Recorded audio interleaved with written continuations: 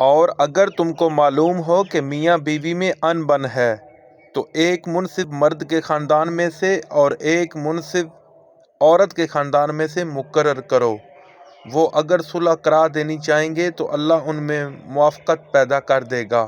کچھ شک نہیں کہ اللہ سب کچھ جانتا اور سب باتوں سے خبردار ہے۔ اور اللہ ہی کی عبادت کرو اور اس کے ساتھ کسی چیز کو شریک نہ بناؤ، اور ماں باپ اور قرابت والوں اور یتیموں اور محتاجوں اور رشتہ دار ہمسایوں اور اجنبی ہمسایوں اور رفقائے پہلو یعنی پاس بیٹھنے والوں اور مسافروں اور جو لوگ تمہارے قبضے میں ہوں سب کے ساتھ احسان کرو، کہ اللہ احسان کرنے والوں کو دوست رکھتا ہے اور تکبر کرنے والے بڑائی مارنے والے کو دوست نہیں رکھتا۔ جو خود بھی بخل کریں اور لوگوں کو بھی بخل سکھائیں، اور جو مال اللہ نے ان کو اپنے فضل سے عطا فرمایا ہے اسے چھپا چھپا کر رکھیں، اور ہم نے ناشکروں کے لیے ذلت کا عذاب تیار کر رکھا ہے۔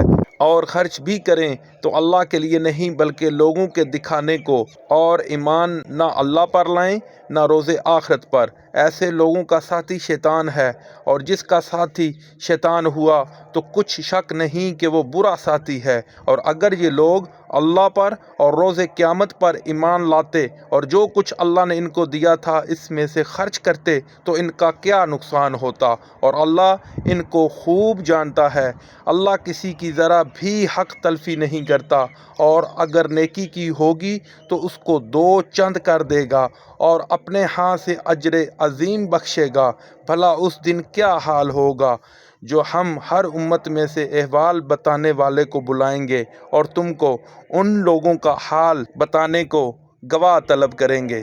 اس روز کافر اور پیغمبر کے نافرمان آرزو کریں گے کہ کاش ان کو زمین میں مدفون کر کے مٹی برابر کر دی جاتی، اور اللہ سے کوئی بات چھپا نہیں سکیں گے۔